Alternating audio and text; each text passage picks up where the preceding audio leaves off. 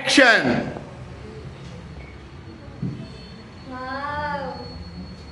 ಇಷ್ಟು ಚಂದ ನಮ್ಮೂರು. ಈ ಗುಡ್ಡ, ಈ ಬೆಟ್ಟ, ಗಿಡ ಮರ, ಇಲ್ಲಿ ಹರಿತಿರೋ ಈ ನದಿ, ಈ ಗಾಳಿಲಿರೋ ಆ ಸುಗಂಧ, ಆ ಸಿಟಿನೂ ಇದೆ. ಉಸಿರಾಡಿದ್ರೆ ಸಾಕು, ಉಸಿರು ಸಾಯೋ ಥರ ಇರುತ್ತೆ. ಬರೀ ಪೊಲ್ಯೂಷನ್ ಅಂದ್ರೆ ಪೊಲ್ಯೂಷನ್. ಮೊದಲು ಮನೆಗೆ ಹೋಗ್ಬೇಕು. ಇಲ್ಲಿ ಎಲ್ಲ ನಾನು ಮತ್ತೆ ಅರಿವಿ ಕುಂಡವಿಲ್ಲ ಆಡ್ತಾ ಇದ್ದಿದ್ದು ನೆನಪುಗಳೇ ನೆನಪು. ಈ ಮರದಲ್ಲಿ ನಾನು ಮೋಹನ ಇನ್ನೂ ಮರ್ಕೊಂತ ಆಡಕ್ ಹೋಗಿ ಬಿದ್ದು ಕಾಲೇ ಹುರ್ಕೊಂಡಿದ್ದ. ಅದು ಹೇಗಿದ್ದೇನೋ ಏನು. ಎಲ್ಲರೂ ಒಂದ್ಸರಿ ಮೀಟ್ ಮಾಡ್ಬೇಕು.